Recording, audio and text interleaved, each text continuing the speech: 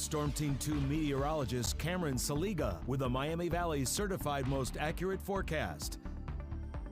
Yeah, and thankfully we didn't have to use any of the storm tracking capabilities here as we went through the morning hours, because most of that was sub-severe as we went through the Buckeye State until we got into the central portion of the Buckeye State into parts of Columbus, and then the eastern side of the state definitely got hit with some severe weather here as we went through the middle of the day and into the afternoon. But here in Dayton at about a tenth or two in terms of precipitation during the daytime today.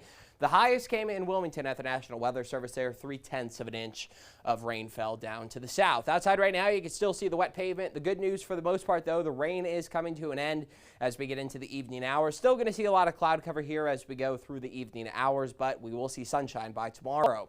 Next 12 hours, temperatures tonight will drop down much cooler than where they were yesterday. I know I had to turn the AC on actually when I got home yesterday because temperatures were right around 70 degrees outside as I made its way home. But 40 degrees as you wake up tomorrow in the morning hours. Highs on Sunday. It's going to be a little bit cooler as we go through the day, up to about 62 in Dayton, 59 Sydney, and 60 up north in Wapakoneta. Live Doppler 2 HD. All is quiet here for the most part. We have that rain all the way down to the east into the eastern portion of the Buckeye State.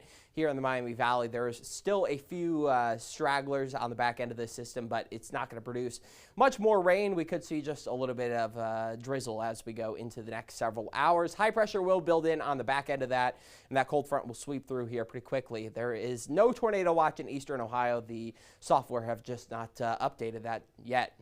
Temperatures right now 60 in Dayton, 59 Urbana, 59 up in Wapakoneta as well. And as we go through the nighttime, we could see a chance of an isolated shower. Most of us going to be staying dry from here on out, but lots of cloud cover does persist into the morning hours. We'll see that continuing into the early portion of the day tomorrow, then sunshine by the midday and continuing into the afternoon. Temperatures again getting up to about 60, 62 degrees, so a beautiful day to get outside and enjoy that sunshine. And going into your Monday, much of the same. Lots of sunshine is expected. Things change on Tuesday as the low pressure does move closer to the area. We'll see the chance of rain arriving as we get into Tuesday p.m.